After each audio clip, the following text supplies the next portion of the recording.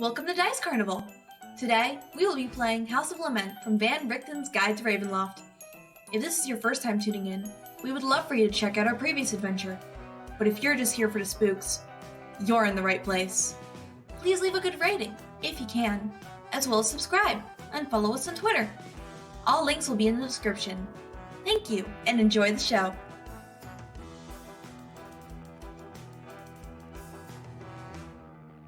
This adventure is a bit spooky and touches on some darker themes. Consider yourself warned.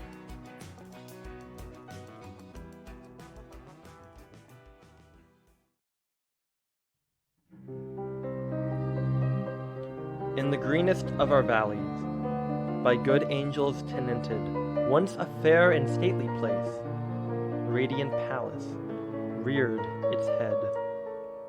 In the monarch thought's dominion, it stood there, never seraph spread a pinion, fabric half so fair. Banners yellow, glorious golden, on its roof did float and flow. This, all this, was in the olden time, long ago. And every gentle air that dallied, in that sweet day, along the ramparts plumed and pallid, a winged odor went away.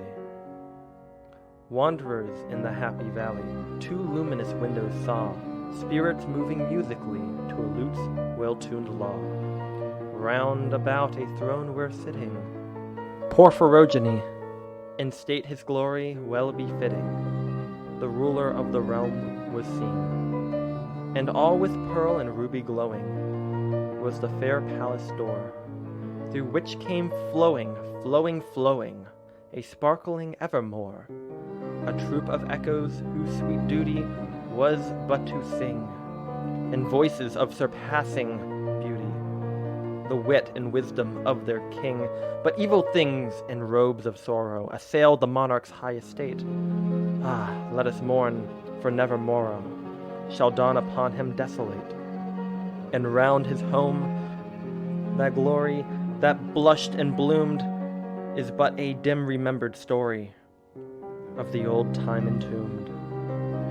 And travelers now within the valley, through the red litten windows see vast forms that move fantastically to a discordant melody, while like a ghastly rapid river through the pale door a hideous throng rushes out forever, and laugh, but smile no more. Edgar Allan Poe.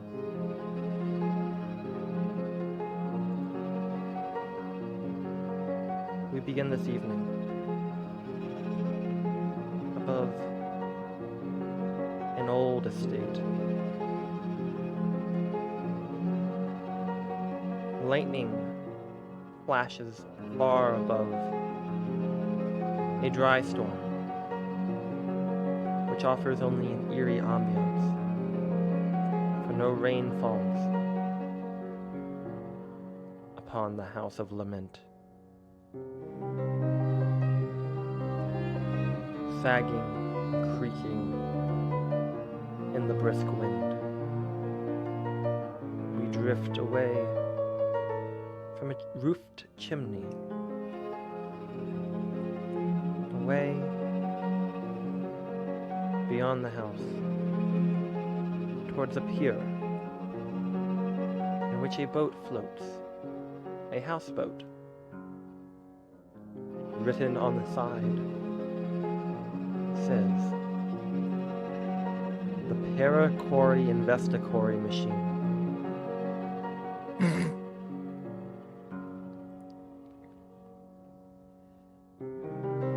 Within this window is a figure leaning on the back of the boat. Two snoring forms lay in hammocks, while another lies down in a milk crate with a couple of padding packed into it. Godonald snoring. The empty bed next to them, reminiscent of Alan's insomnia, as he feverishly works in the dead of night, twisting and winding clockwork contraptions, testing voltages, testing elements. Alan, as you lean down above your creation, still in its works. What's going through your mind as you feverishly work? I will not let Gnord's death be in vain. He's done too much for us. Too much for the Gripply.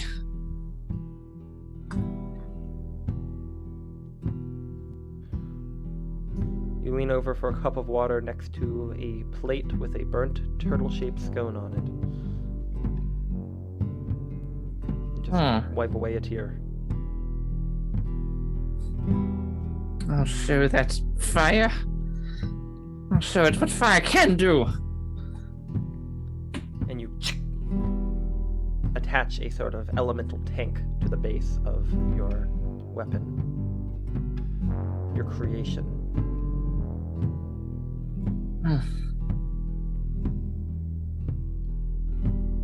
Now what? You hear a faint rumble of thunder above. As you can tell, it is still late at night. Only now that you look in front of your latest creation, this device, with all these nozzles and switches and gadgets on it, extending with a long barrel, a place to hold it and pump it and rest it against your shoulder. It's clearly inspired. Perhaps you have been working on this for a while but needed that inspiration, that motivation to get it done. But now that you're here, and who knows what ungodly time it is at night, you begin to feel your eyes grow heavy.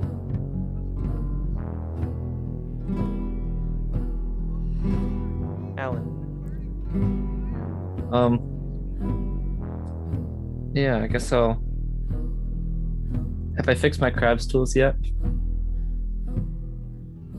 You could spend a bit of time on them.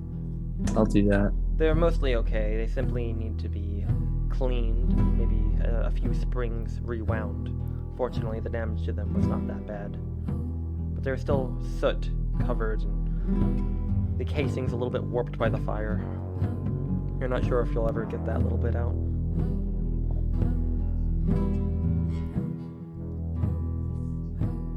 Alright.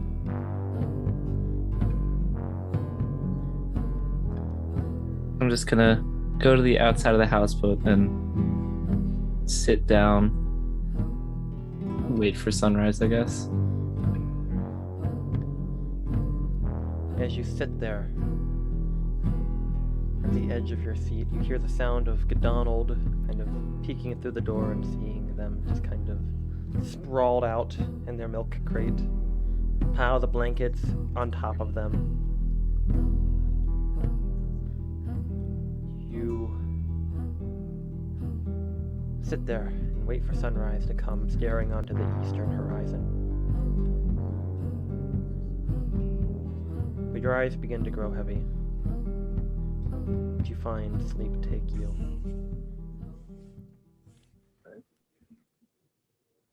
For a while, you don't know where you are. It's a quiet dream, a restful sleep. And then noise begins to filter in. Voices you can be heard as though muffled from a door. But none sound distressed. And you hear a sound, you feel something in your hand, some mechanism in front of you, as though you could push it. Do you? Yes. Ding dong. You remember why you're here. As you stand in front of a house, you can see that there are magical lanterns decorating on their way towards a suburban street. The furnishings of this house are splendid. Eloquently, brightly, but not ostentatiously colored, and a warm interior is lit by magical lamplight. There's a...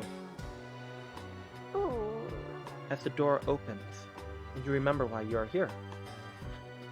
You're a salesman, a gnomish salesman, here to sell your latest vacuum cleaning contraption.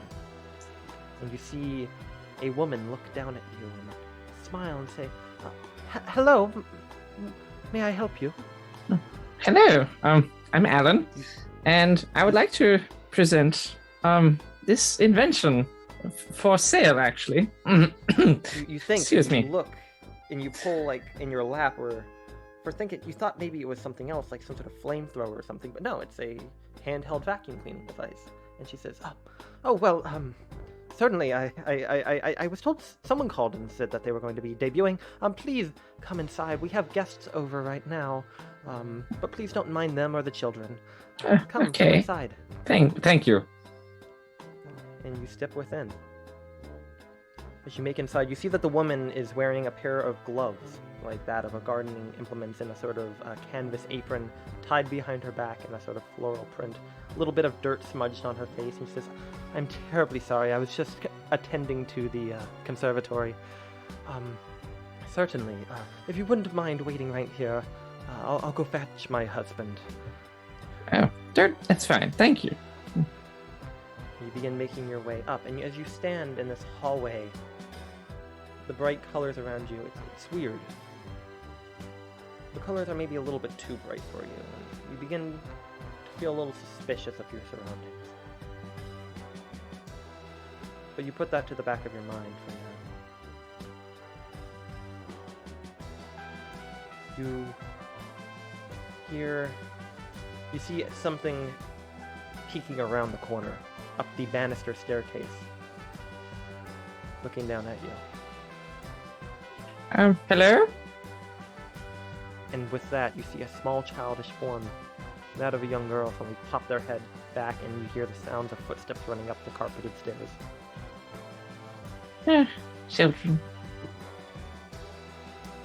Just as you look up, you suddenly hear a creaking behind you, and your heart stops for a second, almost being reminded of some terror of a place that seems familiar, but you can't quite draw on it. And you are startled for a second as you see a tall figure looking down at you, petting a cat, and says, hello. Sorry. This lurching figure looks down at you, 7 feet tall, dressed in a butler's attire. Yes, I was here to present an invention.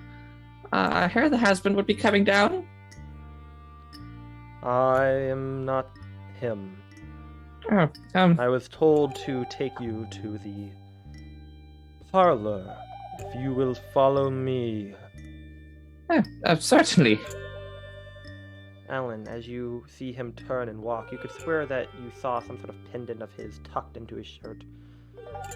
Strange, kind of triangular, but before you get too much of a look, he tucks it in and begins leading the way, a little bit of cloth draped on his arm. He opens your way into a room that seems familiar. Oh, what a very nice parlor. Make yourself comfortable. All right. The lord and lady of the house will be with you soon. And he continues to pet the cat as he walks out. And then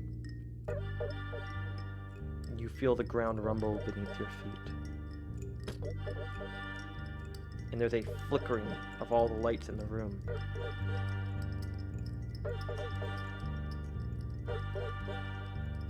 What was that? You hear another thunderous rumble from outside, and all the lights flicker again. You see one of them scatter, and the sort of silver mist billows out. Something's outside. Something's happening out there. Oh, is there a window I can peek through? You were standing in the parlor room, but yeah, you simply would have to run past the foyer, and perhaps maybe you could look out the door that you entered from. Oh, yeah, I'll do that. Oh. The ground rumbles again, and you see the chandelier in the center of this parlor. The paintings kind of twist and turn, all of them staring straight ahead. And as you begin to rush forward, you come to the doorknob, and you leap until you catch the handle, clearly not made for gnomish accommodations, and you open it up. As you open the door, you begin to see a blue light glowing brighter and brighter.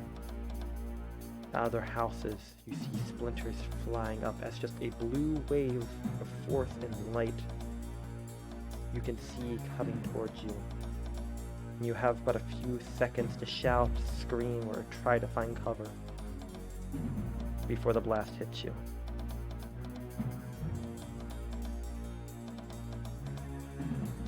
And you wake up with a scream.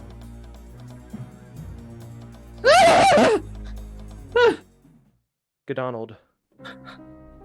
Oh, what? Alan!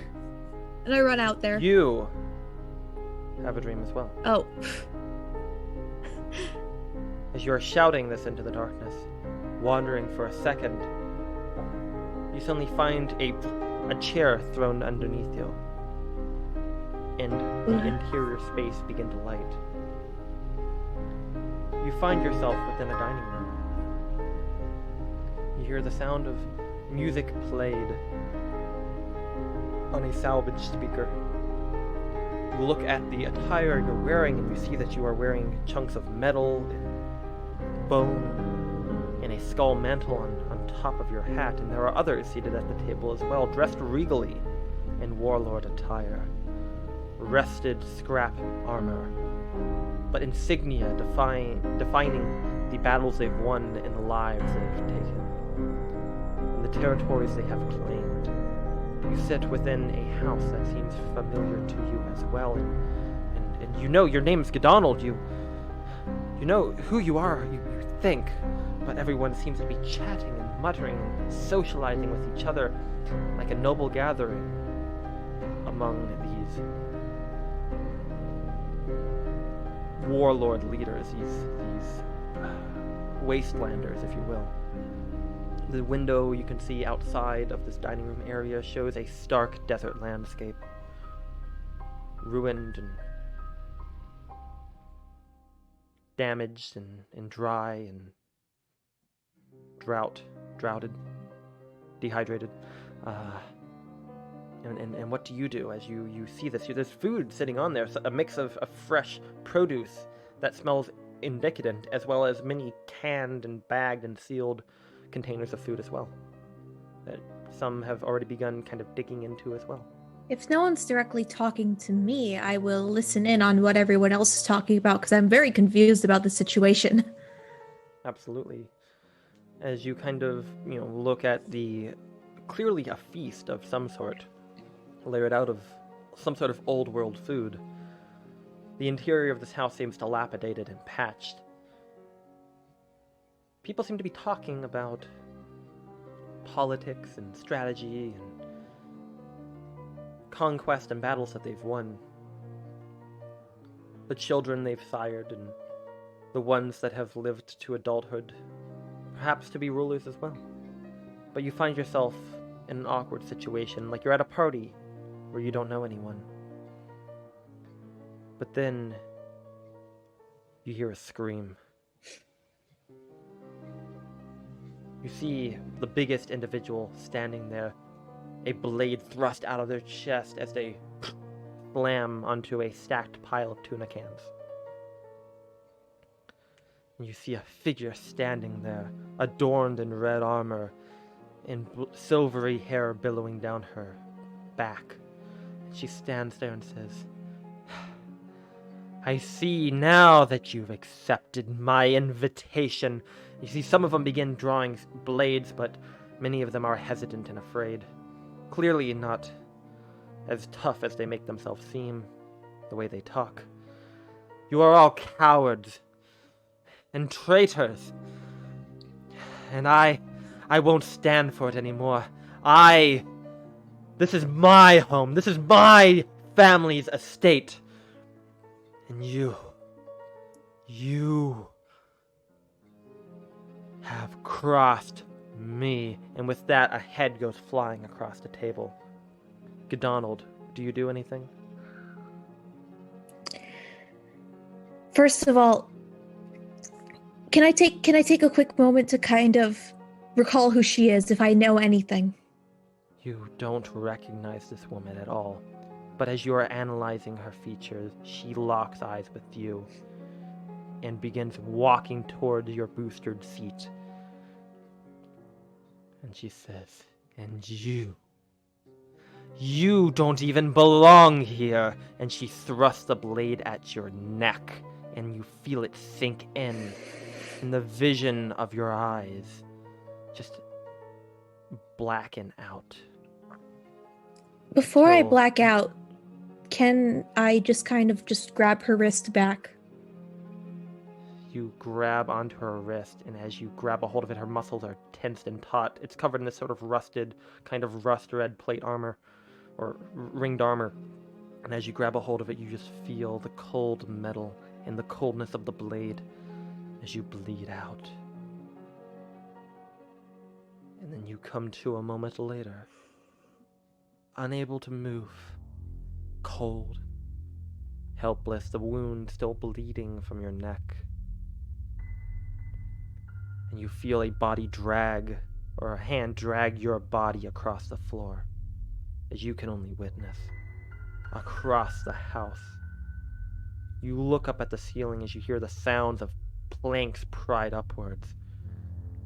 And you hear a voice say, "In you go!" And you get kicked into a floor space. You land inside. You look up as you see the same figure that slayed you, covered in blood now, begin hammering boards above you, blocking out more and more of the light. Donald, you can only watch. What's going on through your mind? I have no idea what's going on. I've never done or even thought of having a single conquest in my life. I've only been one to guard, to protect, and the kind of person who she said that I am, that's not it. And I'm She very looks down. confused.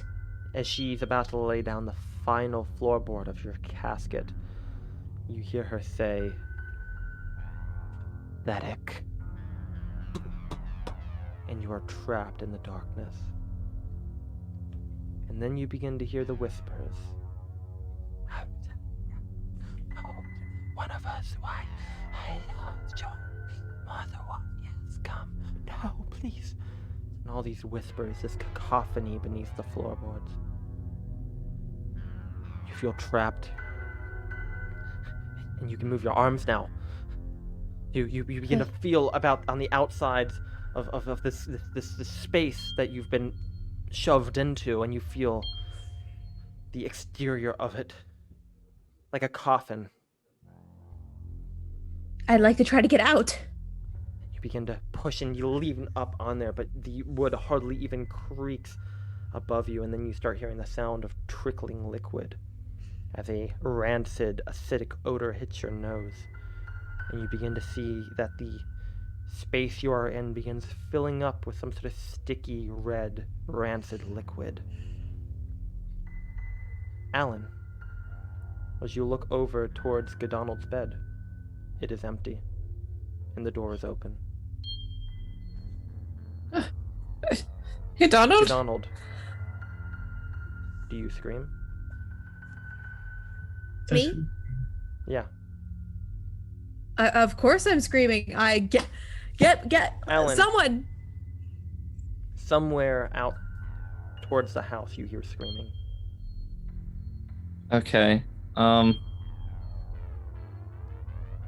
gonna. Wow. Yeah. I'll start slowly walking over. And this is like as soon as like you woke up and like screamed from your nightmare. Okay.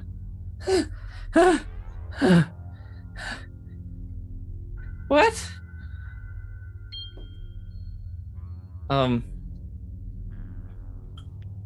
Okay. Yeah. I'll start slowly creeping over to the house. All right.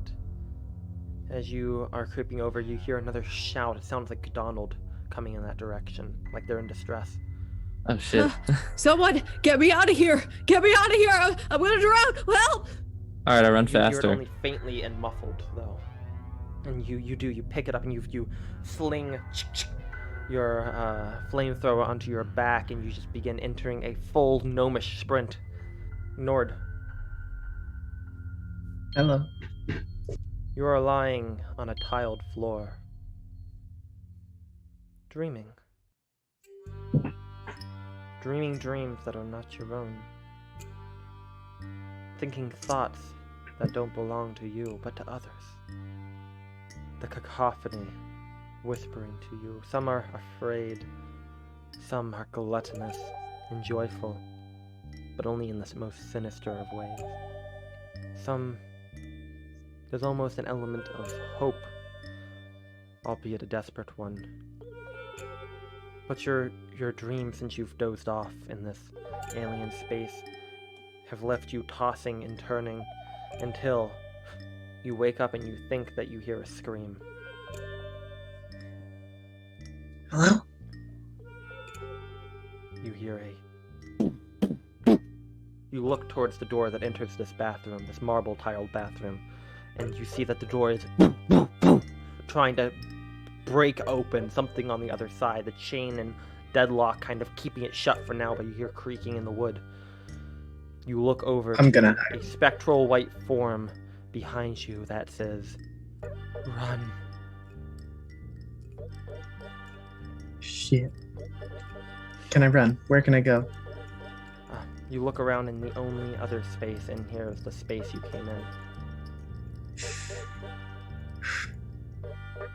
Gonna go back in the chimney. You pause for a moment as you shiver at your memories within that chimney space. Still the floor stained from where you climbed out. But then you hear the and you hear the creaking and cracking of metal. And you just leap in and you slide down the chimney until Alan, as you're running your way through, you've run along the side of the porch as you saw a door open, and seeming to see that as the source of what's opened, you run into the space and are almost startled, and you raise your flamethrower towards the oven as a cloud of dust billows out of it. Nord, you clear it away, heart racing, and you look over towards Alan, who's pointing a gun at you. Hey, whoa, hey, no need, buddy. Nord? Yeah? I thought you died. Don't you trust me? No. I'm gonna break down in tears and run over and hug him. I'm gonna hug him. You run over. The two of you run to each other and just kind of hug for a moment. Alan, you get covered in soot, for Nord is still kind of covered in it. Yep. But then you hear a scream again, a little louder this time. Get me out of here. And you start hearing the sounds of thumping coming from a door. Oh, near right. the fireplace. What is that? Wait, it's coming from the door of the fireplace? Near the fireplace. Near the. Okay. Oh right, I heard Godonald screaming. I think he's trapped somewhere. Oh damn. I'm gonna follow that noise. Yeah, follow the noise. All right, and as you go ahead and you run open to the sort of old, sort of creaked, termite-eaten door, and as you open it up, you see stairs descending to the right and down. Of course it's a basement. Of course it's basement. It's always the basement. Alright, let's go. Is that where Godonald's voice is coming from? It seemed to have, and you hear the sounds of thumping below. Alright, we're going. We're gone. Godonald, you are inside of this wooden container, and you are beginning to struggle to breathe as you're trying to spit this rancid, sour liquid out of your mouth. What would you like to do? I'd like to, if I can, I'd like to hit it. I'd like to break it. Roll an athletics check. Athletics. As you just try to kick and push and shove your way out of whatever this is. Okay, the dice are being nice to me this time. 18. 18, you push and push, but you feel like there's the weight of the world above you. You lean against it as you creak towards it. Thoughts begin to creep into your mind. Images of a grave 6 feet deep. Oh, damn. Oh, damn. Shit. Godonald, you're almost out of air. Do we hear it? Do we know where it is? What do you do, Godonald? You're not able to break out of here. Could I potentially use the vines created by nature's wrath to break myself out? Do Or they do- deal damage? No, it doesn't. It doesn't deal damage. Is it possible to like plug where the sticky possibly blood liquid is coming from? You don't know where it's coming from. It's just rising. Okay, can I try? So I can't attack it. No, All you can do is hold your breath. I hold my breath. Alan, Nord, the screaming stops as you run down into a cellar. Oh, don't go away now. What do we see? And within this space, creaking stairs that lead down into a damp cobweb-draped cellar containing a dusty rack and 8-foot-tall wine tons. One of the casks has burst, covering the stone floor with crimson stains. Oh my god. 2 more remain shut, but you can swear there's a trickle coming from one of them. Oh man. Just red liquid dripping down. I'm gonna stomp on the Rancid floor. odor. I'm gonna stomp on the floor to signal that we need to know. We need more thuds. Can I start prying the floorboards up with my... You look around and it is just stone cobble down here. Roll me an investigation check if you're gonna try to look around. Yes, sir. Can I also roll? You can. Okay. 16. Oh fuck. 7. 16, baby! As you are running around trying to look through here, Alan, you begin kind of prying all the floorboards. You begin pulling out like a crowbar or some sort of similar implement, a crab tool if you will, and begin testing all the flagstones, tapping on them, trying to find a hollow space. And there's another door in here, and just as you're about to run that way, Nord, you hear maybe a faint tap or rumble or disturbance from one of the wine tons. Oh boy. I want You to see that go there's like a look at it. latch on the front of the barrel, like where the tap is. A latch. Can I lash out and hit the side of my coffin in desperation? You kick the side of the coffin, and from that same wine tun, you hear a deep thud. I'm gonna do it. I'm gonna open the thing. All right, go ahead and roll me a check with your thieves' tools. How the heck do I do that? Do you have thieves' tools on you? I do. Wait, do I? Oh wait, yes I do. All right, are you proficient with? I imagine you're proficient with them. Are you an expert with them?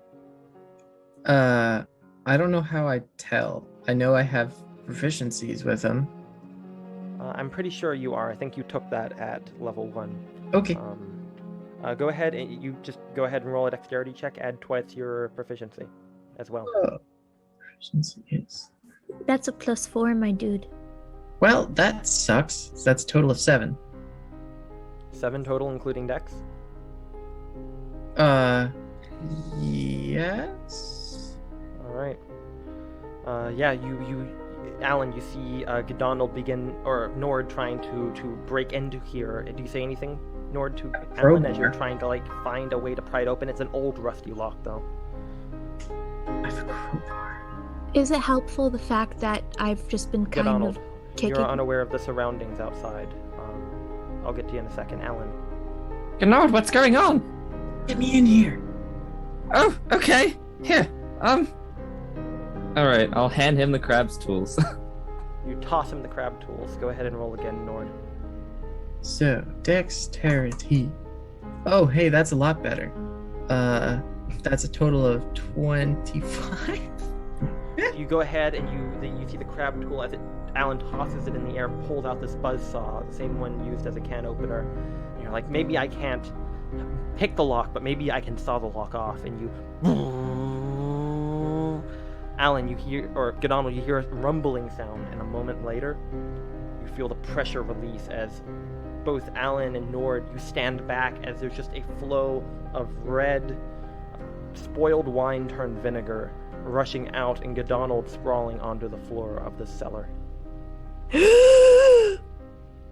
Oh my god! Oh, my paragon!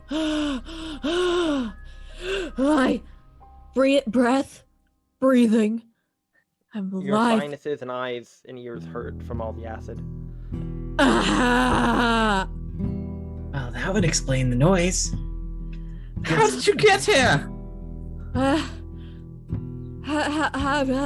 did I heard you scream, but I didn't go anywhere. It doesn't What? matter. Here, let me What? help you. Should I cure wounds or just do medicine check? I mean, roll a medicine check. I mean, it's your call. I'll do medicine Alan, check. look. Alright. Yeah. Dirty 20. Alan seems to be in shock and surprise, and maybe they were, being asphyxiated for maybe a little under a minute. But they don't seem terribly injured at all. Probably some milk in the eyes would probably help, but Yeah, I guess I just take out my water skin and just squirt myself in the face. as you squirt the water into your face and begin to kind of rush it out, it still kind of stings a little, but your vision comes into focus, and the double vision of Alan remains a double vision as your dark vision adjusts and you see two gnomes standing in front of you. How are you doing? But Oh, I'm gonna realize what's going on and say, boo. George, you're alive! Oh, kid! Oh my god, I was so worried about you! I'm gonna go give him a big old hug. I'm gonna lift him off the ground as much as a gnome can lift another gnome. I mean, you're pretty strong, Donald. Nor do you resist? No, I'll just pat on the back and say, Whoop him up and swirl him in a circle. Like Donald and Nord are both sticky, as Nord, who is covered in greasy soot, and Godonald, who is now covered in vinegar, spoiled wine, kind of mixes into this icky, gross-smelling gel. I never knew, Embrace. Donald, I never knew you had a penchant for the alcohols. What are you doing in the wine cellar? I don't know how I got here. I had a terrible dream. It reminded me of the vision from last night in the room with all the music. Yeah. Something must have taken me and forced me down here. Something's been trying to make me come into the basement. I had a dream too. I had a dream that I got stuck in an oven and I had to climb up the chimney, and then when I get stuck in an oven. You We guys. thought you died. Oh wait, that wasn't a dream. That wasn't a dream. We thought you died. Yes! Thank God you're not. Thank the paragons. You're not dead. Of course not. But I did make a new friend. By the way, wasn't one of you hearing some man's voice about how I died? No? You mean like the seance? Where was the man's voice? That was just. Oh right. That was the no. ward. Somebody, I have a new friend, with my talent for making friends everywhere I go. Right? What? Is it... Continue. I've been informed not to trust that man. So I don't really know who to trust, but Wait. What kind of friend is this? I just started start rummaging through my bag to see if I have anything for exorcism.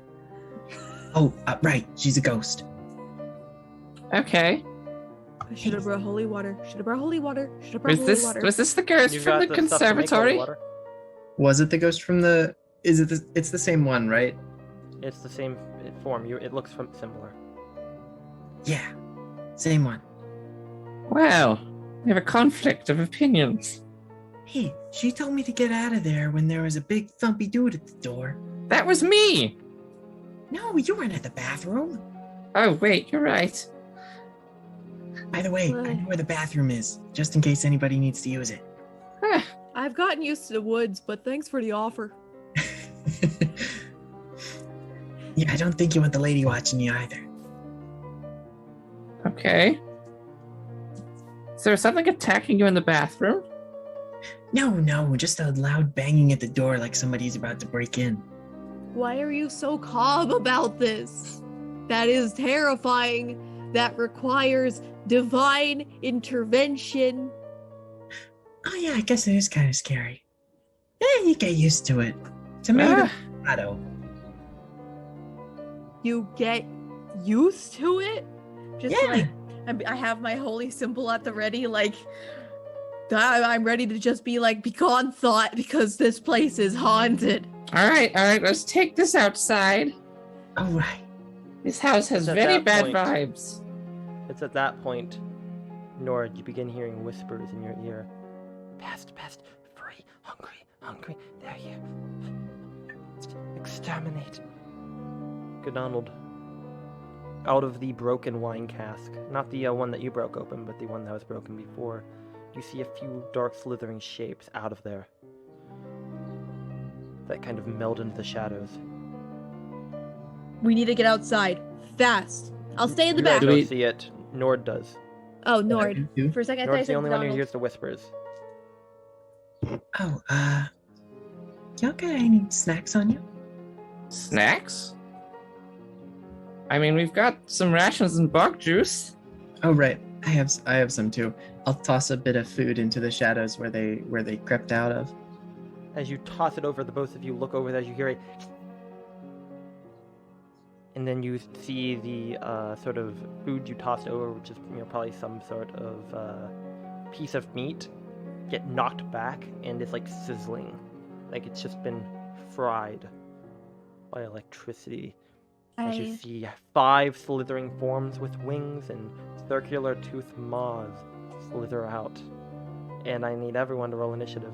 It's some Zorps. Zorps. Oh. Hey. Hey, 15. All right, I'll take that roll. Nice. 16. I rolled a 9. 9 for Nord, 16 for Alan, and Donald. 15. I was about to pass Nord a single corn chip and tell him not to trade his soul. Well, it is going to be the Warp's turn first. All 5 of them lash out. 2 of them are going to go for Donald. 2 of them are going to go after Alan, because I'll say Alan and Donald were closest to them, and then it's Nord who is kind of standing between Am I them next to to- the back. Actually, no, I'm not going to use it yet. So, as these 5 forms slither out, that is going to be an attack from each. Donald. First one's a 9 to hit. Misses. Second one is a 19 to hit. That barely hits. Alan. 22 to hit, That hits. plus 21 to hit. Ugh. Nord, you get 1. 7 to hit. Nope. Why am I the informal tank here? Yay. Donald, you take 3 points of piercing damage. Mm-hmm. Alan, that's going to be 3 plus 4, 7 points of piercing damage. Okay. As 2 of them Oh, just yikes. latch onto you and you feel sharp pain in like your back, and another one like on your shoulder as you start feeling them crunch down into your flesh and just anchor themselves. Not taking a chunk of flesh out with them, but just anchoring themselves to you. That is their go. Alan, is an action to remove one of them, Okay. but you could also attack. Or do Yeah. something else. I mean, my cantrip is Shocking Grasp. I don't think that's gonna do anything to these boys. Unfortunately. I will try and take an action to pull one off. All right. Easily enough, you grab the one on your shoulder and you yank it off and you kind of toss it towards the corner, but it flaps its wings out and begins hovering in the air around the three of you, along with the other one that didn't strike. Anything else? I'm gonna shout to the others. Is it safe to use fire right now? I think so. Kill it with fire! Okay then. I will use bonus know- action to Eldritch Cannon these fools. Oh my god. How does that work? I have a. Hold on. I believe you make a dexterity saving throw. Yep. Yeah, I shoot a 15-foot cone of fire. Do you have to like summon the cannon or how does it work? Sorry. So I took I have to take an action to magically create it, which I think I've already done when you were talking about. I'd say that would apply to that. Yeah. Okay. Yeah. So then I have it out, and so it's a bonus action to shoot a 15-foot cone of fire, and Dex save for 2d8 fire damage, half on a successful.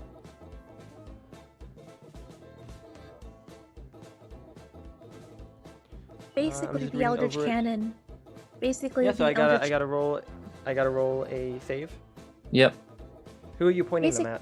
I'm This is a 15-foot cone, right? Yes. So there's one in the corner, and No, all of them are fluttering around your space, basically. oh, I see. Basically, one's fluttering around Godonald and is anchored to Godonald. No, sorry. There are currently, you pulled off one, and two of them missed, so there are currently three of them fluttering around you. So there's one fluttering around, basically occupying Nord's space, just about, or flying above him. There is one above you and one above Godonald. All right, I'll do the one above me, I guess. All right, so you just toss it up, and you're just gonna catch it and just kind of toast the stone ceiling. Yep. All right, dex save. 12. That fails. Ooh. You will take 10 fire damage. 10 points of fire damage as you blast the fire out, and by the time you release it, there's just a burnt, toasted Zorp that falls to the ground. One is dead. Woo! Wonderful. So you Alright. only got the one. That's my turn. Nord.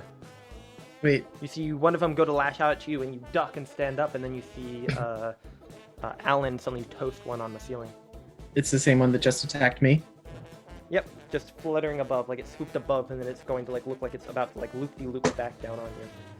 And just get toasty. Right? Okay, so the one that was near me is now dead. No, the Oh. one that was above Alan is dead. There are 4 of them left. Okay, And then 2 of them, one each, are anchored onto your allies. first I'm gonna get the one on me. I know they can survive. All right. I'm going to probably attack. It's within reach of me, right? Yes. Okay, then I'm gonna short sword it. All right. So you're gonna lash out the short sword. You guys are all occupying a space, so I imagine Godonald is trying to like kind of bat them out of the air as well. I'll give you a sneak attack if you hit. All right. Wow, that sucks. It's a 7. 7 to hit. They are just moving too frantically for you to really be able to hit much of them. You actually managed to strike one of them, and there's as a toasty Zorp slides down like it's on a stick. An Electrovol specialty. Roast the Zorp. Then as bonus action, I'm going to hide. Do you have? Oh yeah, you can definitely run off. You will take some attacks of opportunity. Oh. You do have a bonus action though. You could attack again with another light weapon. Oh, that's a good point. Or I could. Well, wait. The disengage, does that take me? Yeah. That means I don't get opportunity attacked? You don't provoke them. Okay, then I'm gonna do a disengage. All right. Where are you backing up? Are you gonna back towards the wine cask? Are you gonna back towards the stairs leading up? Or are you gonna go towards the other door in this room? The stairs. All right. So you begin kind of backing up. How far up them do you go, or do you just get to the base of them? Just to the base of them. All right. So you back up about 15 feet. still got a roasted Zorp on your sword. You can still use it. Perfectly fine. All right. Now it's the Zorp's turn. Wait, I didn't get a turn. What about Donald? Oh, Donald. Yeah, you I were had a supposed to get a 15. turn. Apologies. Yep, Yeah. sorry about that. Go ahead and do your Yeah. thing. Should have gone before Nord, but we'll do that next time. Yeah, the more issues around, the more problems we have. So I'd like to decrease the number of total things that exist, and I'd like to hit one. All right. Roll to hit. Does a 13 hit? 13 will hit. One of the ones flying around. Ooh. Just barely. All right, that's gonna be a 7 + 2, 9. 9 points of damage. You go ahead and you manage to strike out at this one. It is heavily injured, but is not quite dead. These tough boys. Zorp. There's nothing I can do with my bonus action, so unfortunately I still have one stuck to me. But at Yep, least it is and- almost dead. The one that is stuck to you is going to try to attach itself to your forehead. Oh, The oh one no. that you just attacked. Like a Oh. unicorn horn. Oh, Ugh. You're A welcome. natural 1, so it misses. The other one is going to go ahead and try to lash out at Alan again. Or not, yeah, Alan again. That is going to be a 15 to hit. that Question mark? is my armor class. So you suddenly have 2 of them stuck to you. So you take... Ah, I'm rolling 1s and 2s on these damage dice. 3 points of damage. hey, I'm fine with that. However, the 2 that are already stuck to you are Wait. going to use their action to deal damage to you. Hold on. I just got this He one used stuck his to me. action. He used his action to pull one off. Yeah, that was the one that bit him again. Didn't I? Wait. So Which one did I fry then? Was it just a spare? Hold on 1 second. So He had one stuck Nope, to him and that another one last just one would stuck not on. have hit. So take that 3 damage back, Thank God. and instead take, because they're stuck to you, they don't have to roll. They just automatically deal this damage. 3 points of lightning damage. It's the same damage. I rolled another 1. And to Godonald, 4 points of lightning damage as they just begin discharging electricity into your... 4 points body. sucky damage. Suck. Or more that they're just kind of like shooting lightning into your nervous system and then trying to draw that energy back into them. Oof. That sounds like a kiss. Sounds kind of roundabout, if you ask me. Is that how kisses work? If you do it right. It's like imagine like you know how like some creatures like trying to like break into like shellfish and stuff basically pump their stomach into the shell of the creature, digest it, and suck it back in. Oh, That's kind of what they're Okay, doing here, that's weird. I see that It's now. like but it's electricity. That's what they That's feed on. Hmm. Okay. Alan, All right. So I just have one stuck to me now. you one stuck to you. Yes, it's Okay. the toasted one that's on the stick. I will rinse and repeat my previous turn. Pull the second one off. Shoot it with a flamethrower. Sounds good. All right, go ahead and you toss it up. Deck save. Are you gonna try to catch more than one of them? you can try to catch the one that's almost dead. That's true. I'll do that. All right, so yeah, you can.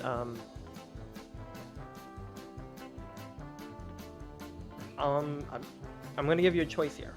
You can either fire it in that direction and probably hit Godonald in the process, or you could try to back up without disengaging from the one and fire. I'm gonna try and back up without disengaging.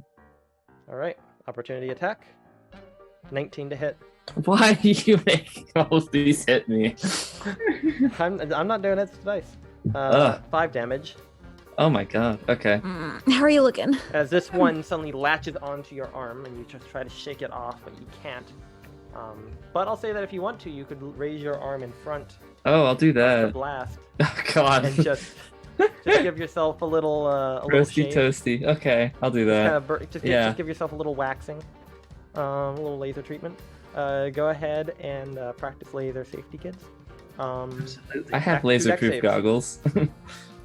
17. Your skin does not. 7 points of damage, or 17 to save. Oh no, Mhm. 15 to save. I'm sorry, Okay, that saves.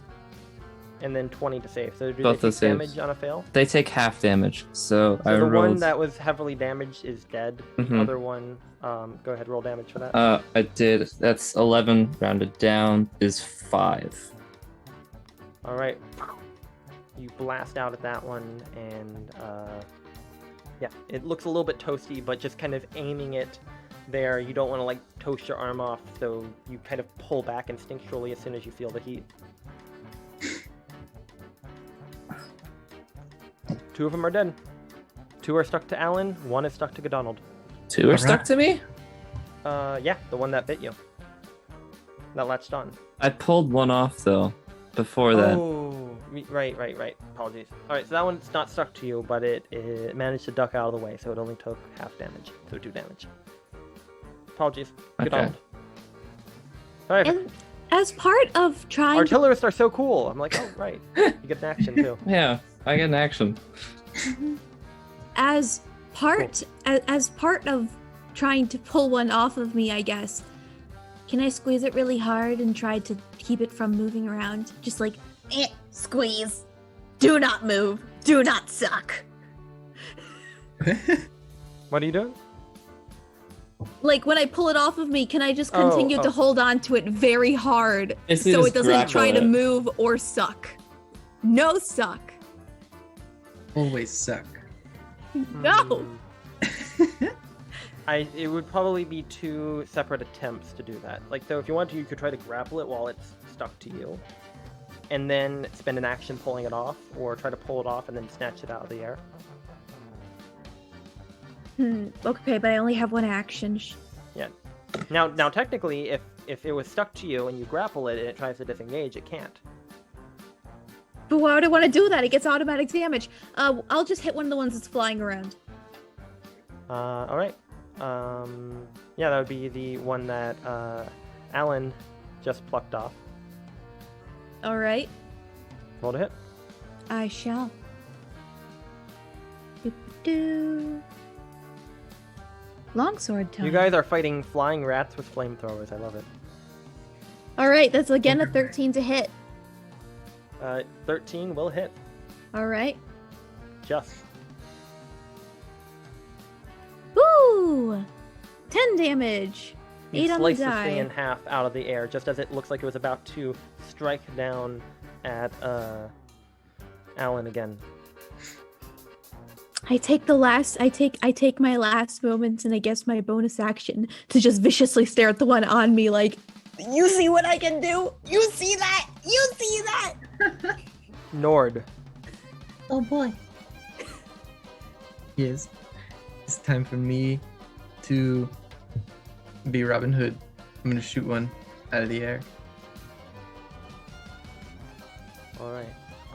You go ahead and you pull out your bow Mhm. and just fire.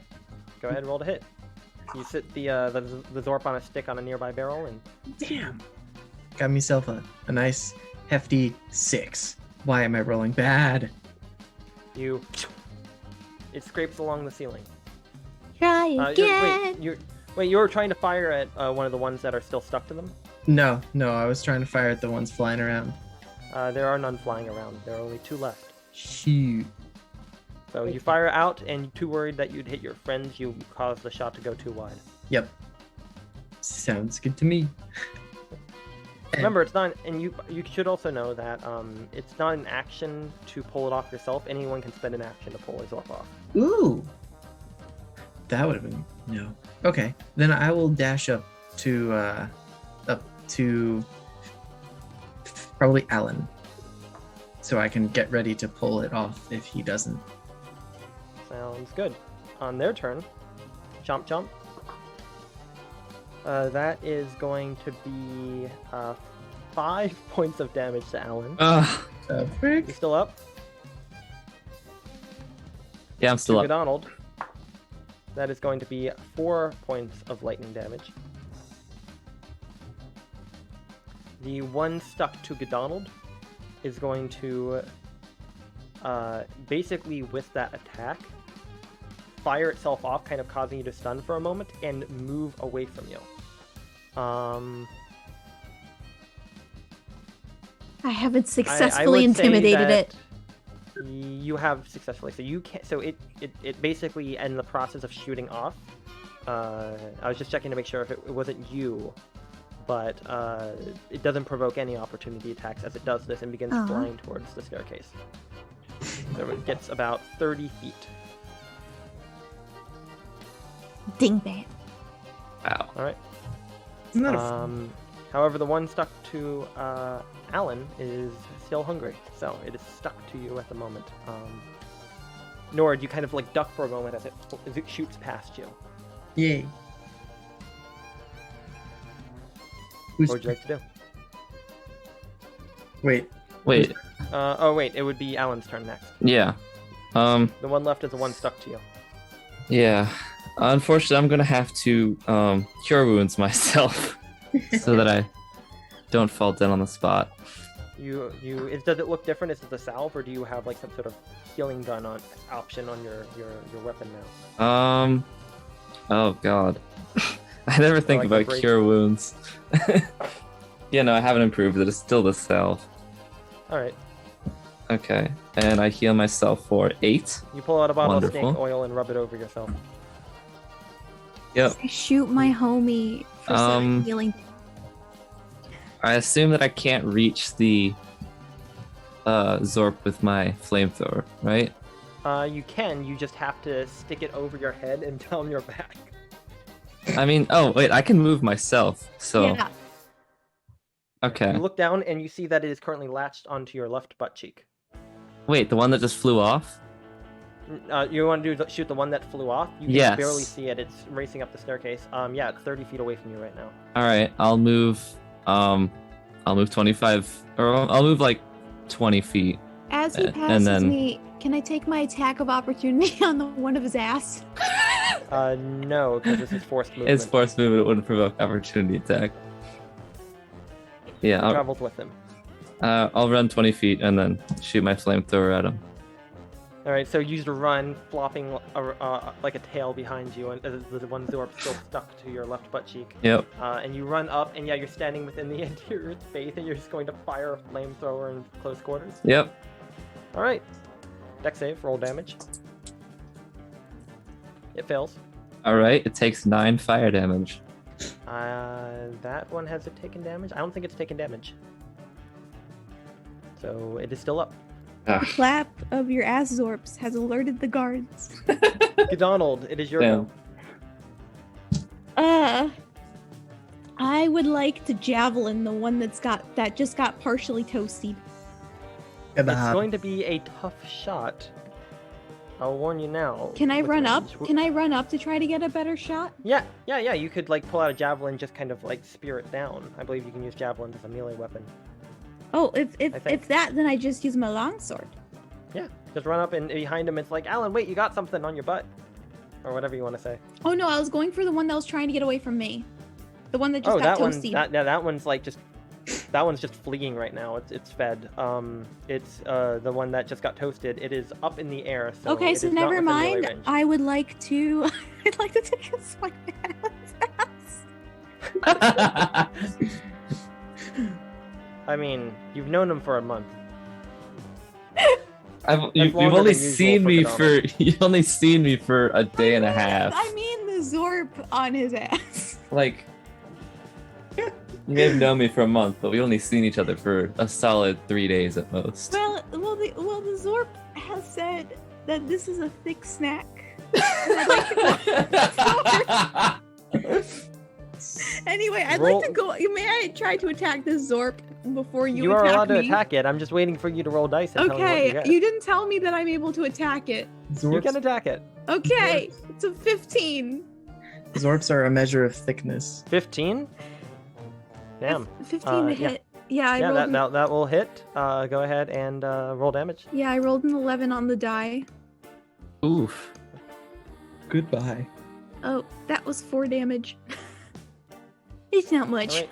Damn. You try to like slash out it, and Godal and Alan's like, "What?" and turns around too fast. You're not able to quite catch the ass. Ass be gone. While I appreciate the gesture, I must say that I'm not homosexual.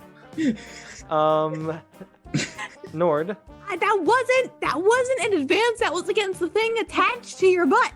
Oh, it's on my butt! It's on your butt. You had almost forgotten about it, Alan. Nord, it's your go. Can I go? I'm gonna get the one on Alan. All right. So as the two of them are arguing this, are you shooting it, stabbing it? I'm stabbing it with the short sword. All right. You pick the sword up with the same Zorp on it. Go ahead, roll to hit. Freaking 10. Why can't I hit anything? Dang. 10 will not hit. He's just too frantically bumping around, and as soon as he does that, you stumble back Wait. about 5 feet down the stairs. I can two-weapon fight. Yeah, you can pick yourself up, and what weapon do you use? The dagger this time. All right, you pull out a dagger. Yes, sir. How many of those do you have left? 1. Not the crab's tools. Oh, I forgot I have that now. You All can right, use well, the I still crabber. have 1. Would you like to shuck the Zorp? Make a nice fillet. I'm gonna dagger this bad boy off of Alan's ass. So you pop out the fillet knife option and go ahead and roll to hit. Finally, 18. Yeah. Let's go. Roll damage with sneak attack. This is your offhand strike, so you don't get your dexterity. Ooh. Oh wait, so I don't You get get the. your d6s though. All right, all Your right. d6 and your d4. So that is a total of 9. 9. And you didn't include your dexterity modifier in the damage, right? I did not. I took that out. Awesome. So 9 damage? Yeah. Yeah. You, with the strike that Godal got to it, you managed to strike that one off before it can release a static discharge, and there's just a sort of circular toothed jaw stuck to Alan's behind as their body falls to the ground and begins twitching. So the jaw is still stuck there like a tick head. Oh. Let's remove that if you're okay with me doing so. You were I'll not do it. comfortable with my last attempt and took it as an advance in the middle I'll of do it combat. myself. All right. Might have experience in that. Are any of you doing anything to the one that's zipping away? Oh right. Well, I can't. I just used all my actions and. You know what I'm gonna do? Alan, you look like you're on the brink of death. Would you like some vitality?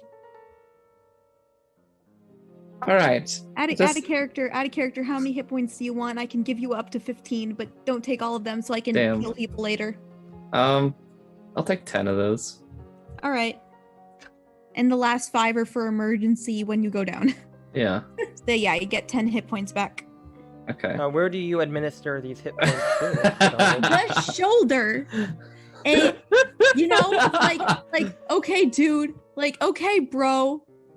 You can have some healing. Oh right. Feel this is better, the- bro. Yes. I'm Oh, not gonna smack him on the ass if that's what you're asking. Come on, this is the best opportunity. When are you gonna have this chance again to I'm like? sorry, No, I just didn't know if you were I'm gonna, like, not do the it on his type to make arm advances on or Alan. his forehead, Because or his if we- shoulder. Yeah, shoulder. That's what I said. Yeah, that's good. That's all I needed.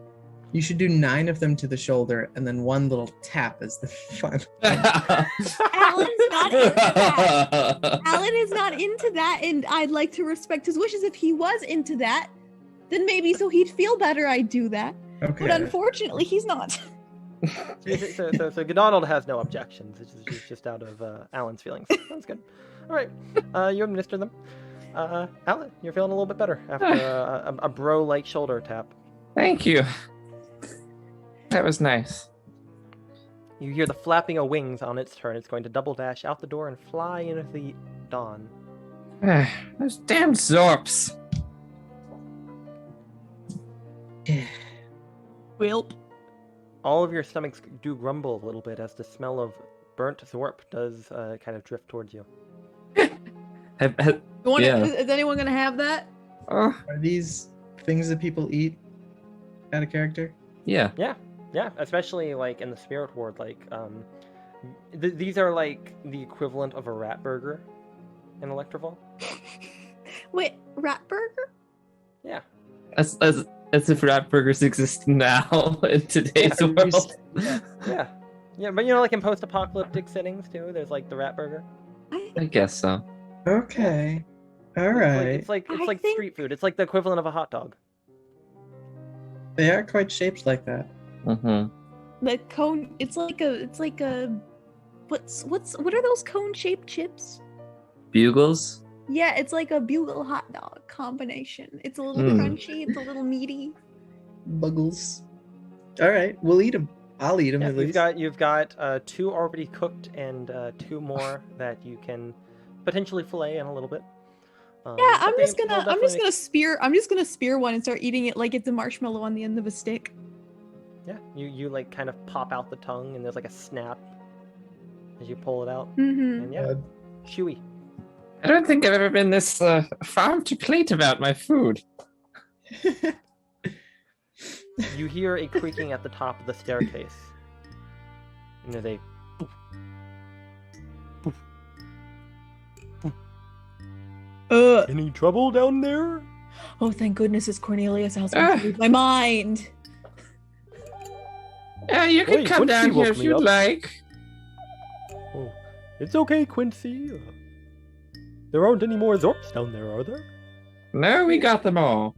Last Ah, one. shame. There. I was hoping to have breakfast with you. Oh, Oh. do we have any extra?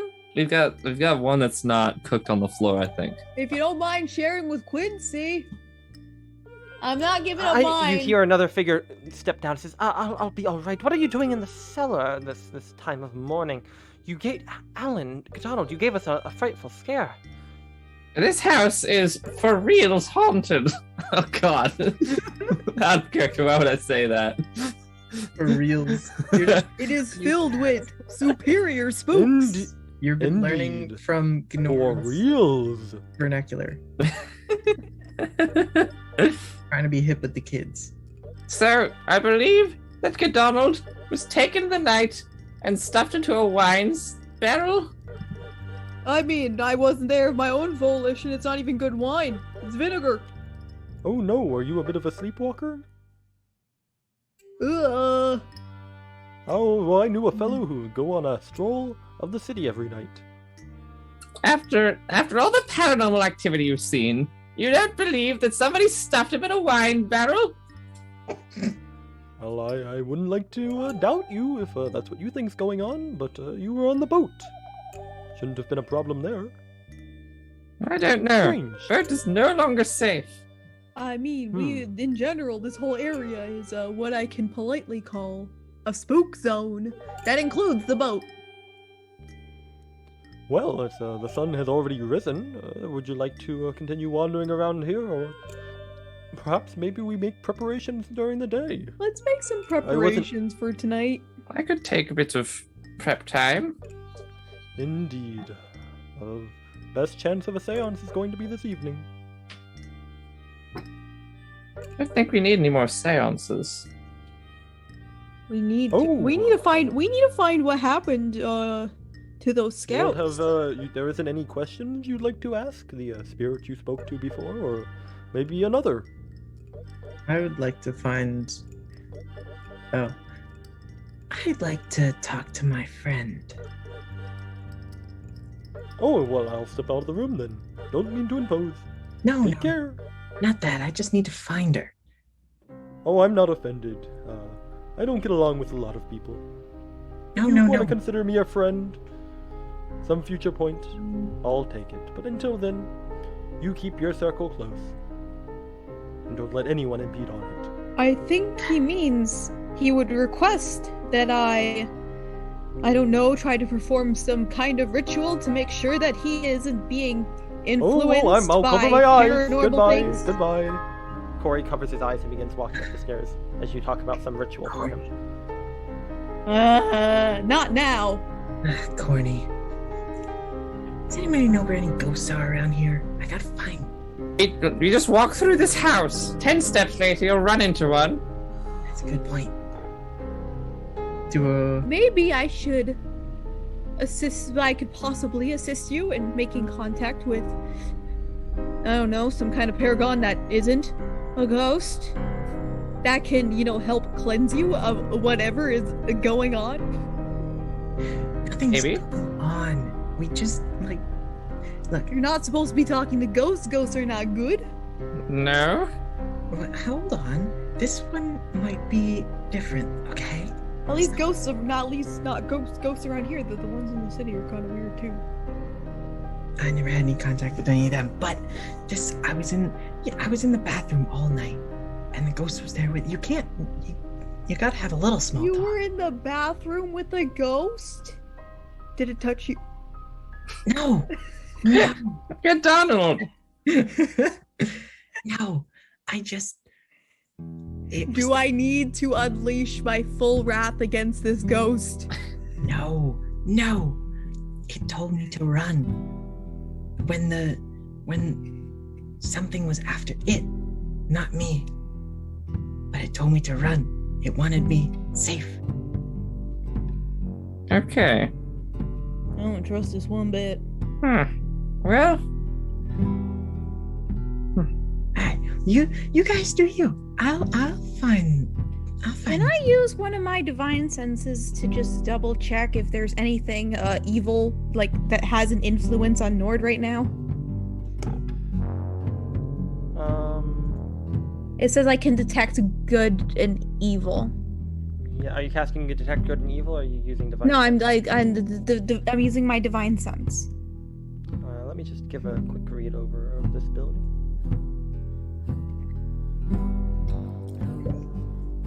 so are we going to explore this now or later?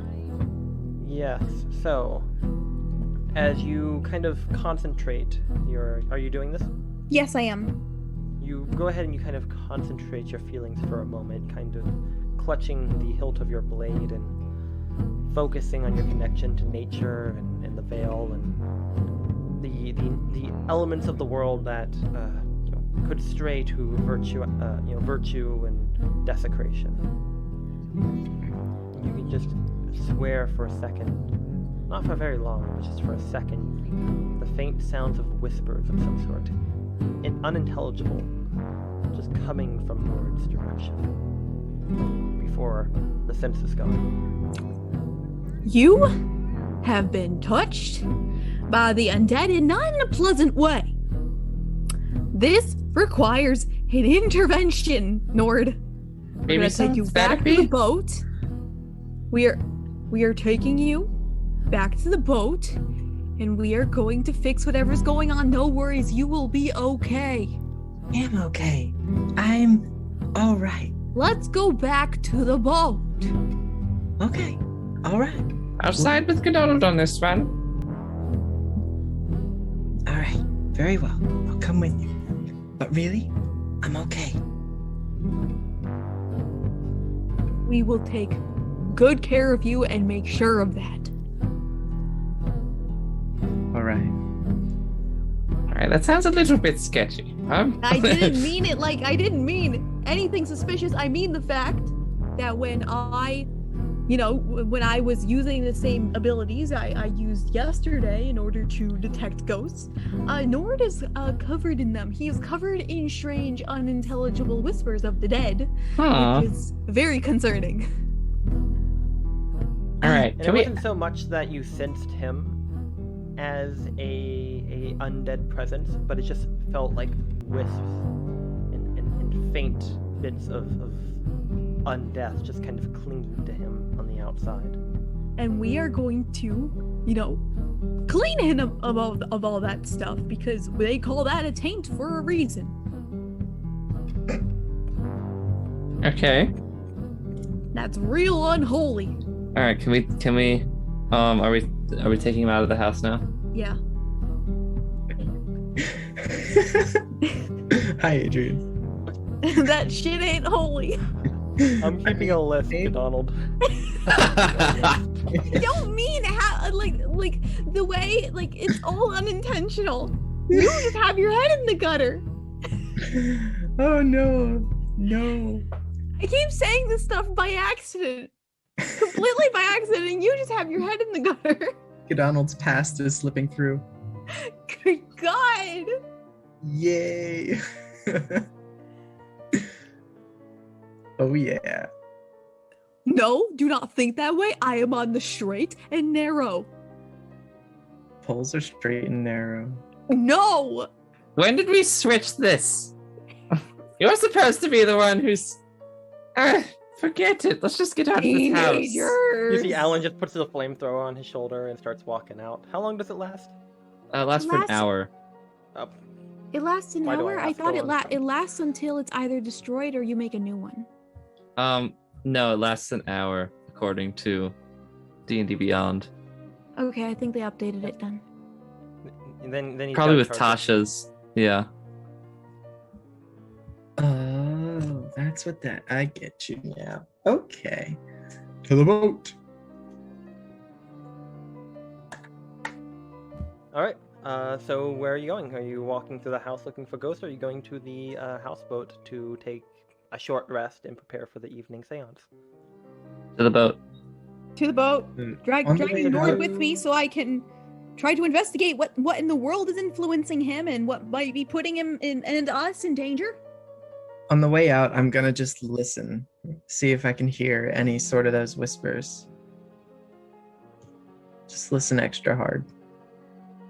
Go ahead, and as you're looking towards the house, roll me a history check. History check. 16.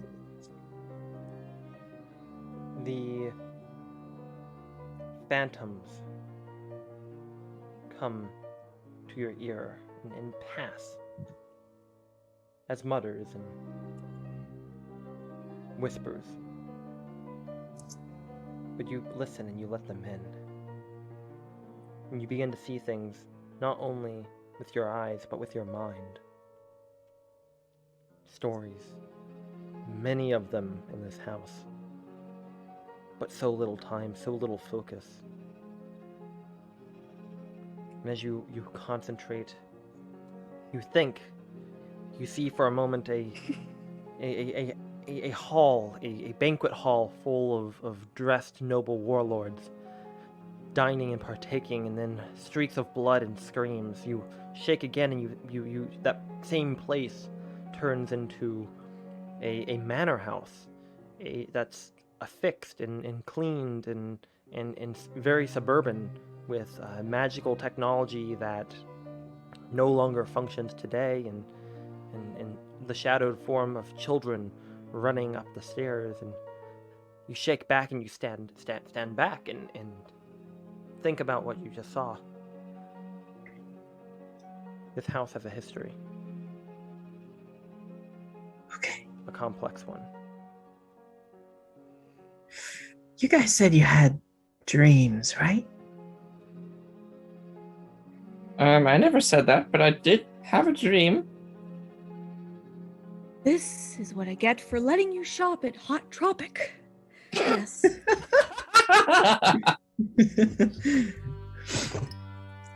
Oh man, that's where all the Gripply get their clothing from. Hot Drop. They're goth hip fashions.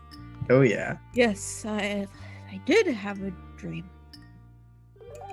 Uh-huh. And what would these entail? Where are we right now? Walking out. You are currently standing about 60 feet away from the house, towards the sort of overgrown sort of areas of reeds and trees that lead towards the pier where Cornelius's boat is docked. Okay. Corny. I think while talking, I'm like filling up my water skin with some water and like pouring it out into a bowl, and like I know I can't actually turn it into holy water, but I'm starting some kind of ritual I would do for a cleansing or something. Whenever the water touches me, I want to go, ow! Sure. Just, It doesn't hurt you. You just say ow. yep. Can I insight that? Roll an insight check. 16. How obvious is Nord being? Only a little. He's playing. Teenagers. Perfect. But what do we know about this house, really? Like, Well, we're here. what we know is that a couple days ago, some of the Gripply came here to investigate that portal. Ah, we haven't even found the Gripply. I've completely forgotten That's about why them. we're here. And There's once been we so much finish, happening. we can leave. Let's dig a little deeper. Where's Cornelius? Where'd he go? Can you speak up a little bit more? Yeah. Awesome. What? Thanks, Norn. Where's Cornelius? Where'd he go?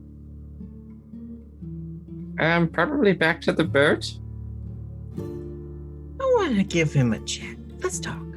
Okay. Surely enough, you find Cornelius sitting there, alone. You imagine Quincy probably went to the seance room to check on there. But as you approach, you see Corey walking around the small deck of his little boat and says, "Oh, hello there," leaning on his druidic staff and waving at you. Cornelius, old buddy. It's a pleasure to see that our worst nightmares weren't imagined. Feels good to be alive. Never better. Mm-hmm. We're here on business, but we don't know pretty much anything. What is this place? What do you know? Well, if you asked me a day ago, I would probably only give you the basic stuff. It's an old estate. It's been here for a long time. Some folks have gone here every once in a while and disappeared. But since me and Quincy had a chance to read over some of the notes, it's real interesting. Apparently, this house is the only one that survived from a town or a village that existed out this way during the eclipsing. Huh. I imagine some family must have lived here before that. But after that, there's documentations written after the eclipsing, back before this place became flooded by the mire. It would appear that at least a few warlords tried vying for its territory before the terrain turned a little bit swampy. Wait. I think I remember some of this. Part of my dream was that I was going back to selling vacuums, and I came into this house that looked suspiciously like that one, and I witnessed this massive explosion outside. It probably eclipsing levels. Roll me... Alan and Nor, go ahead and roll me a history check. Oh, yeah. Okay. Oh, yeah. That's an 18. That's a 14 for me. And I remember 14. being at a table with warlords. Alan, actually, I think this would apply to Artificey. What would be your Artificey bonus attached to that for being a rock gnome? Oh. Hold on, let me figure that out real quick. I think it's twice your proficiency plus your... Twice your proficiency bonus. Ah, yes, it is. Okay.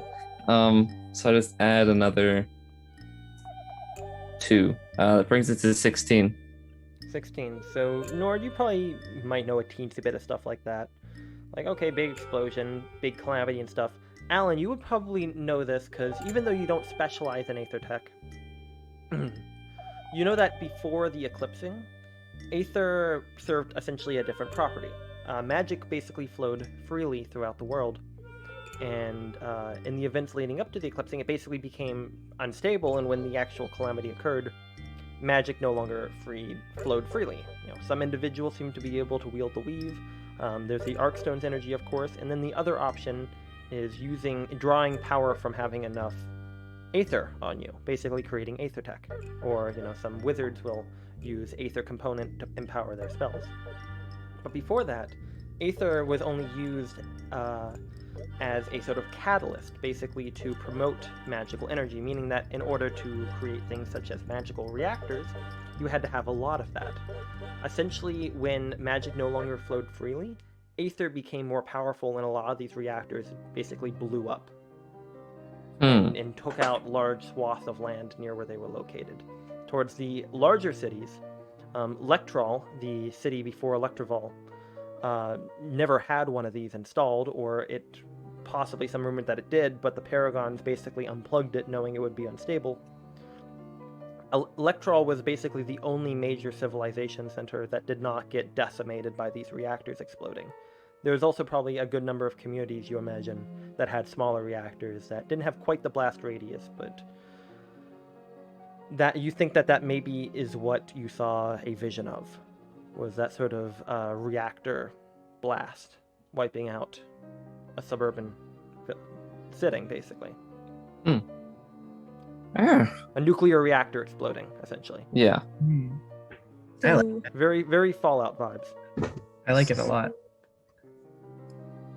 This house is full of memories throughout its time, its history, before the eclipsing, during, after.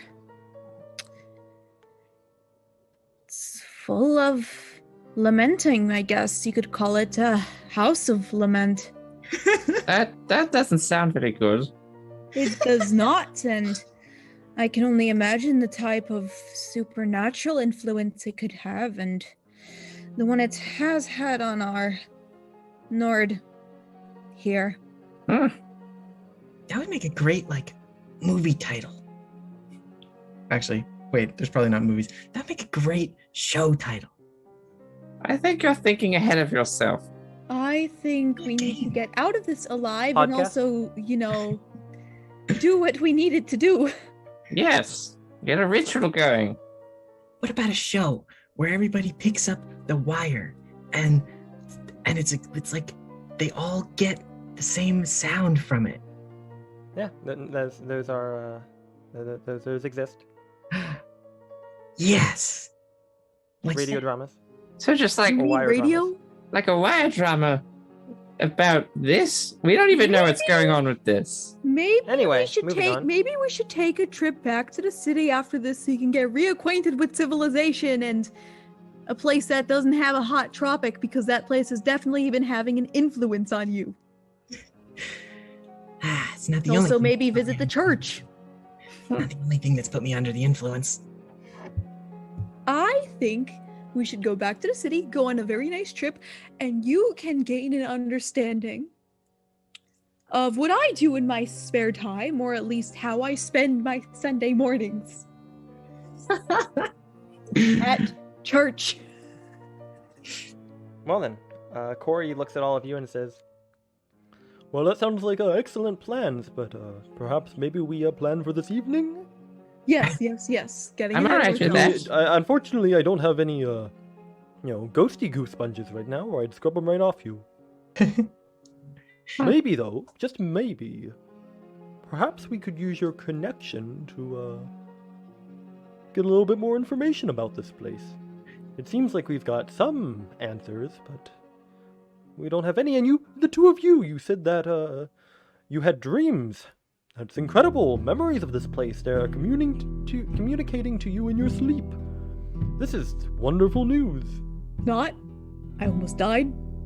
I am not really interested in Oh, it's just a dream. the story of this house. I woke up drowning in a barrel of wine and I thought it was blood. Well, Terrifying. I'll make sure to make sure you don't wander off again. It was not my intention. Oh, it never is. It's fine though. Why does everyone assume the worst about me? You just have one of those faces. What's wrong with my face? I take excellent care of my facial hair. I think it's rather fashionable. You do. I'm kidding. I'm messing. Oh, Teenagers. What?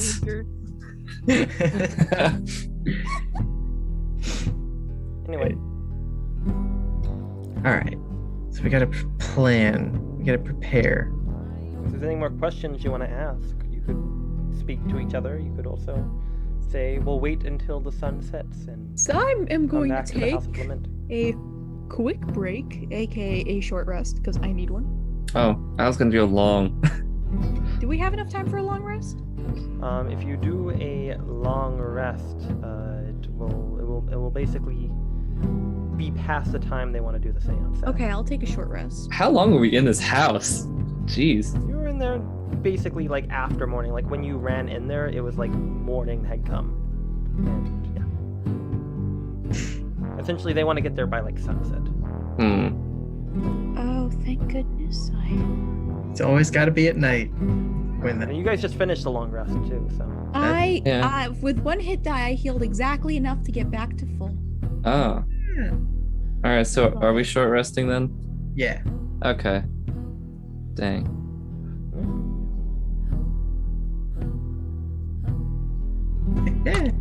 Ooh, max healing. Let's go. Wow, you guys are going good. Luckily, I didn't do anything in that fight, including take damage. Oh, I've already stolen some of your lay on hands anyway, so whatever. You took some of my heal. I'm just keeping some points on the side in case one of you goes down, so I can just give you a point to be awake again. Yay, smart thinking. Surrender. Alright. As you lazily wait throughout the day, the sounds of thunder from last night come back. As you look towards the horizon, it would appear that a storm is brewing. You're not sure in how many hours it will arrive.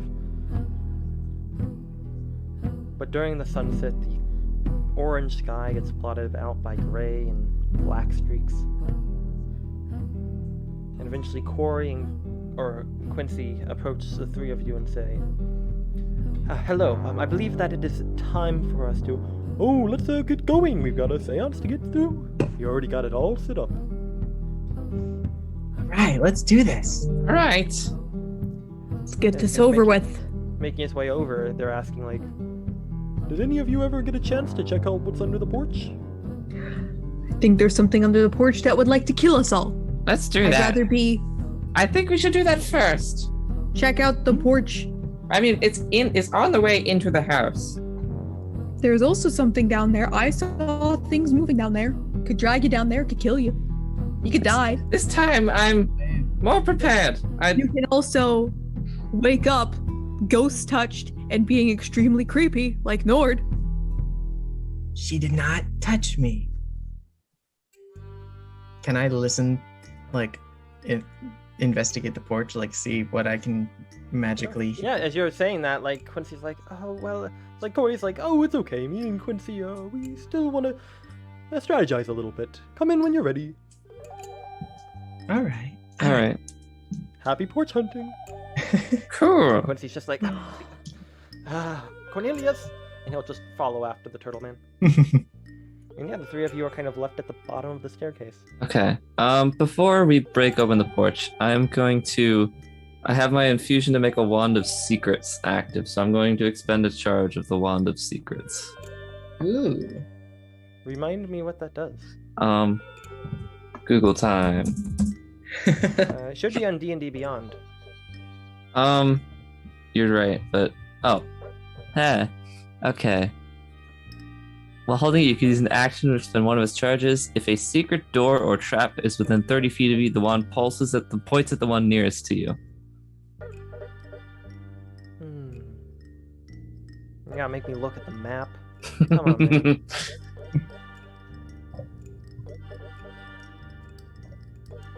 Good job. Yeah. You go ahead and you raise it up.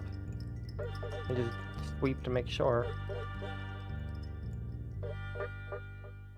Yeah, from where you're standing, the porch isn't that big, but in the area that you are detecting at, you don't see any, it basically, you pull out your, and I imagine it's not like a wand, it's probably like... It's like a metal detector.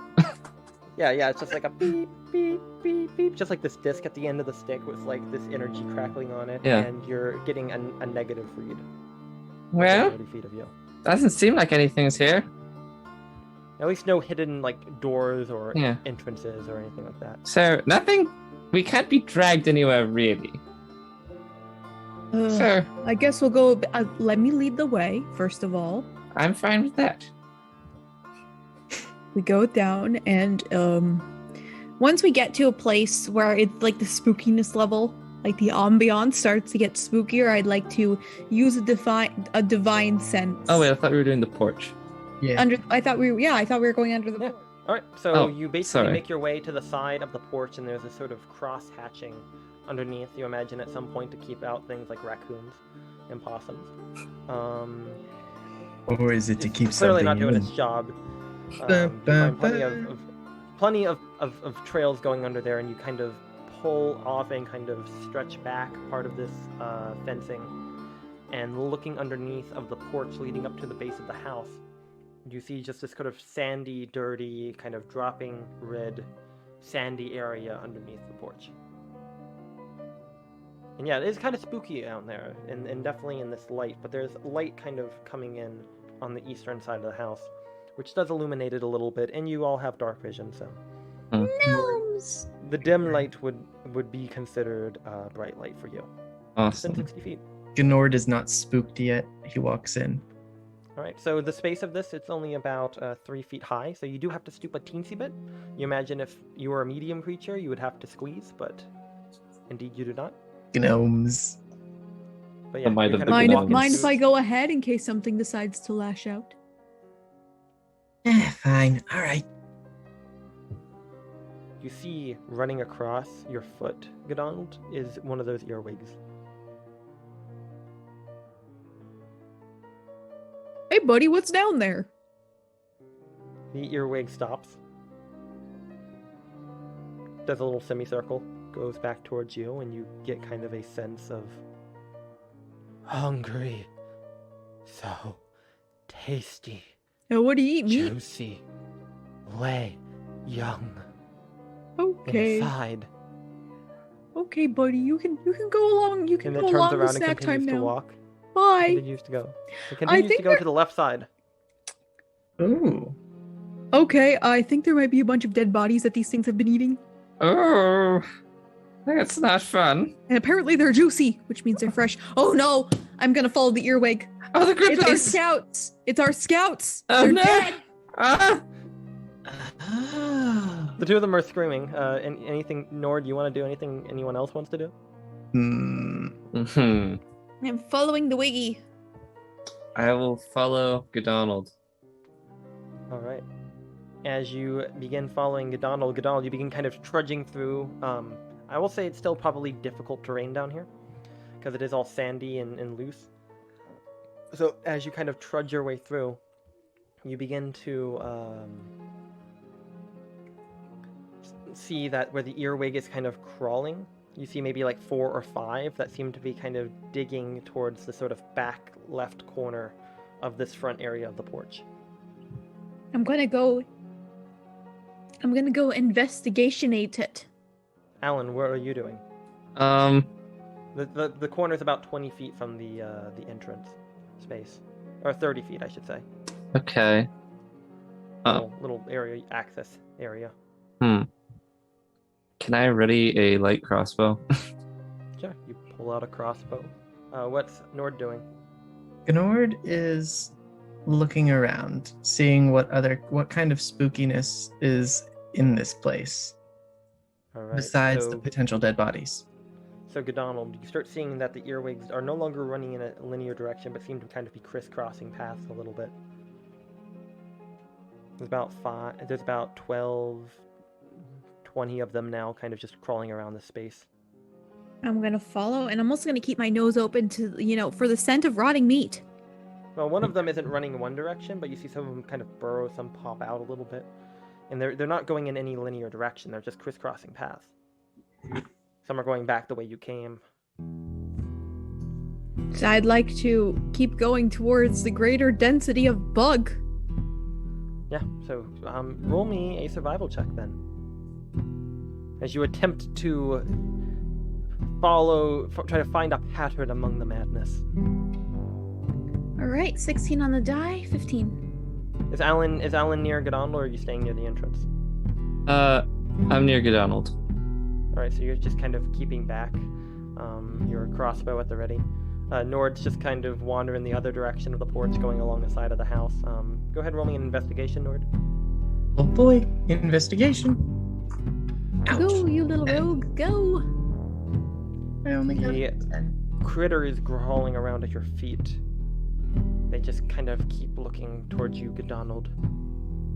Hungry, tasty, juicy, Me? still warm. Wait, you're talking about me? See, they begin to. What did you roll for your survival? 16. They do kind of begin to converge a little bit. Towards me? Not towards you immediately. You see Okay. that they about 10 feet closer to where the entrance is between you and the doorway. Some of them begin to dig out, and you start seeing some of them dropping from the wood below. Until you start seeing 50, 60, 100, 200. I am going to 300. They pause. begin piling up. And you're taken momentarily by surprise as they begin to even swell out of the ground. Hungry! Oh, shit, shit, run. shit. You're not surprised because you saw that pattern, but we are going to have to roll initiative Ugh. next time. Mwahaha. Also, Nord, you see something shiny.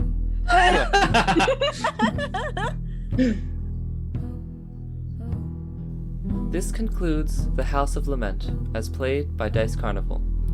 Please leave us a good rating and consider subscribing on Podbean and or following us on Twitter. Music is used with permission by This Way to the Egress. You can find their website in the description below. I hope you all stay safe and spook-free. Goodbye.